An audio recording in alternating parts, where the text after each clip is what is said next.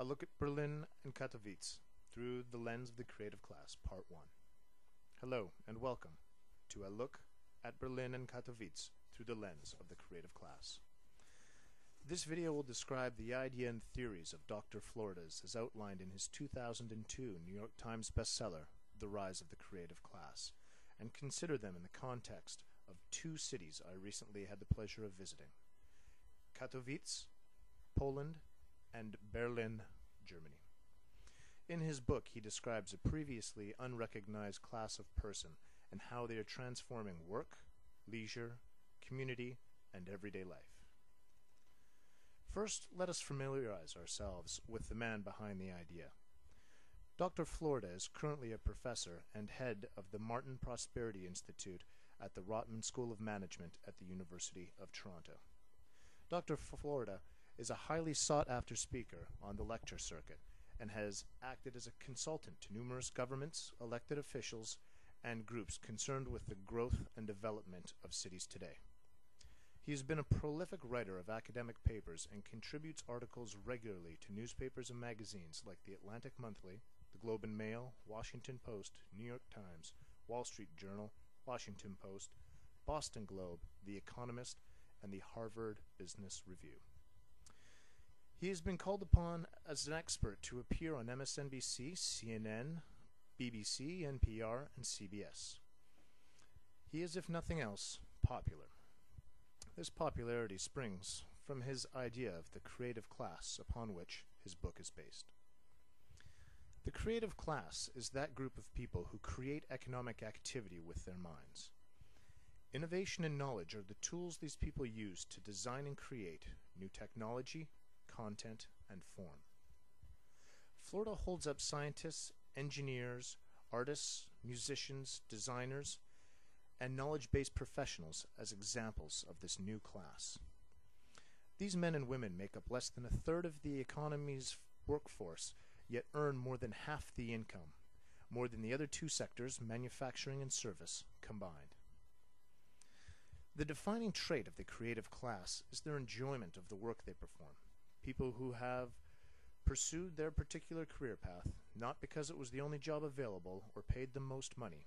Rather, it was the work they wanted to do because it fit into their vision of a fulfilling life. They are searching for an environment hospitable to the creative process that they depend on to perform their work, conceptualized by scholars as preparation, incubation, verification, and revision.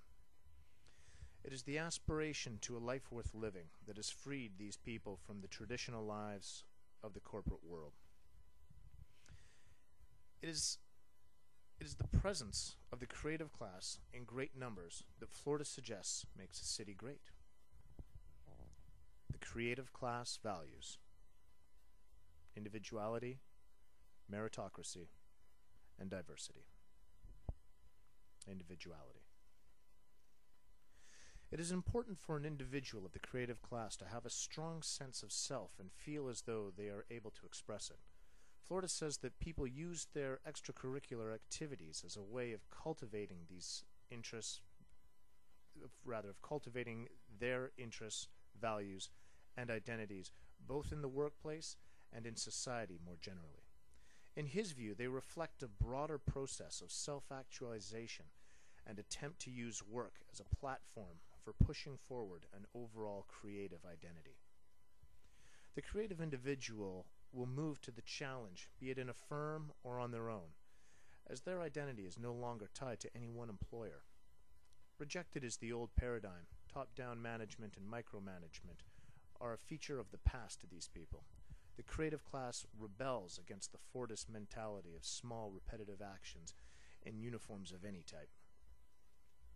The individuals are less likely to prostitute themselves for just any old job in favor of working on a project of interest or one that holds meaning beyond their bank account.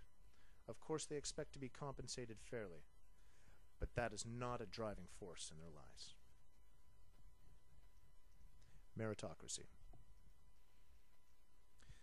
The creative class are driven by challenge and achievement in their respective fields and are the natural result of a highly specialized work environment that makes up today's economy.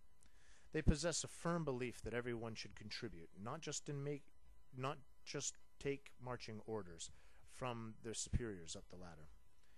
Very often even their direct superior will have inferior knowledge compared to the employee because of the nature of specialization. For that reason, the flow of information between employee and manager has morphed into a two-way street. In an environment of mutual respect and communication, a scribe's status is diminished, and so are the uniforms that convey it. The creative class is notorious amongst its predecessors for casual or unconventional attire. The creative class has a firm belief that it's what's inside that counts. The flexible workforce and dynamic economy have resulted in more opportunity to explore other jobs as the firms expand and contract. Free from the corporate ladder, the creative class are highly mobile and use particular values in making location decisions that are found outside traditional economic and cultural motivations. Diversity. Classic divisions like gender, race, religion, and social or cultural affiliation have no place in the world of the creative class. They tend to be well-rounded, seek out and participate in sports and cultural activities, often in new, extreme, or unconventional forms. Florida says that creativity is favored by an intellect that has been enriched with diverse experience and perspective. Creativity does not exist in a vacuum. It cannot just be switched on. An environment must be conducive to creativity.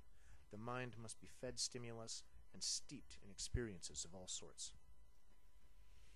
It is in the pursuit of these interests that the creative class make their choice as to where they will live and work. Failure to satiate these needs has caused many traditional centers of the economy to lose their creative talent and subsequently their competitive edge. More and more companies are left following the creative class to those places that they, the creative class, deem suitable for themselves. It is here that Dr. Florida's work becomes relevant to the real world. Companies spend a great deal of time and money on researching the optimal place to locate their firm's head offices and branches. A pool of qualified talent is an absolute necessity if a company expects to perform well and remain competitive against other firms.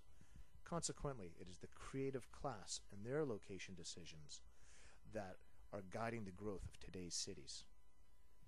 The value of Florida's ideas are not in the naming of this group, but in the methods he has devised to predict and rate the appeal of any given city to the class, the new bellwether of economic growth. Florida has devised what he calls the Creative Index, that quantifies and rates cities as to their ability to attract and hold the creative class. The Creative Index is composed of the High-Tech Index, the Gay Index, a measure of gay and lesbian and transgendered people, the Bohemian Index, a measure of writers, artists, and performers, the Melting Pot Index, a measure of foreign-born people. These necessary ingredients are predicated on values that not everyone shares. In recent years, the United States has had a difficult time attracting these people after leading the world for many years and perhaps even centuries.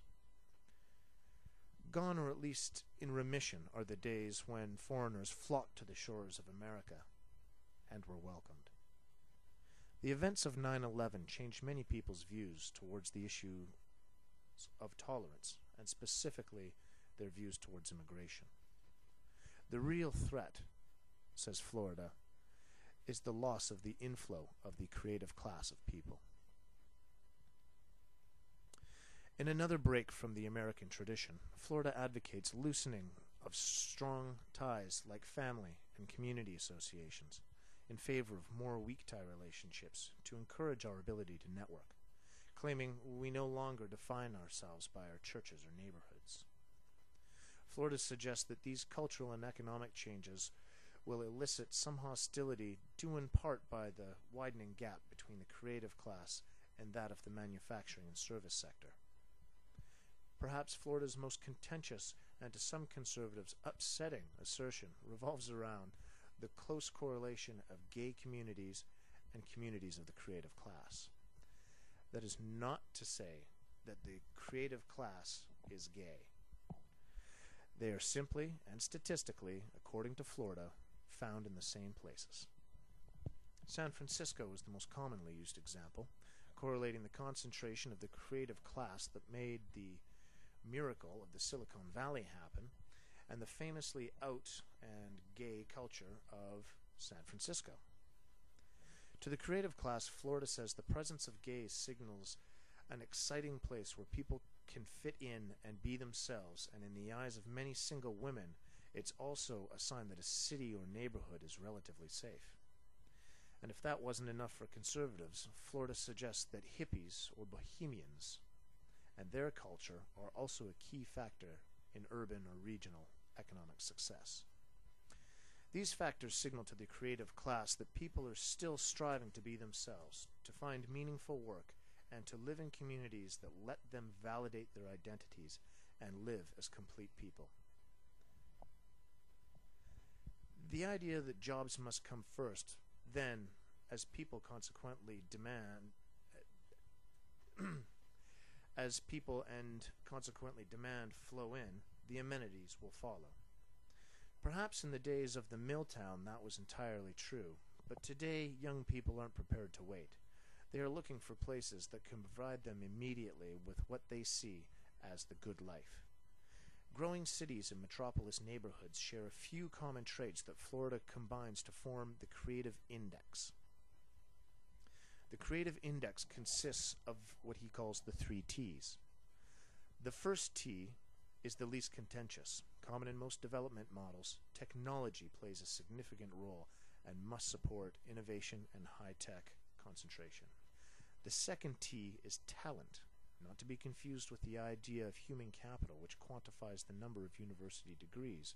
Rather, Florida uses the number of people involved in creative output and occupation. The third T is tolerance, the ability to accept different people and different ideas. The tolerance index consists of 4 parts: the gay index, the bohemian index, the melting pot index, and the amount of racial integration. What it all adds up to, says Florida, is a broad gauge indicator of a region's ability to harness creative energy for long-run economic growth. He stops short of suggesting that it's a mathematical equation. There are no silver bullets, he says. Every place is different and has assets that make it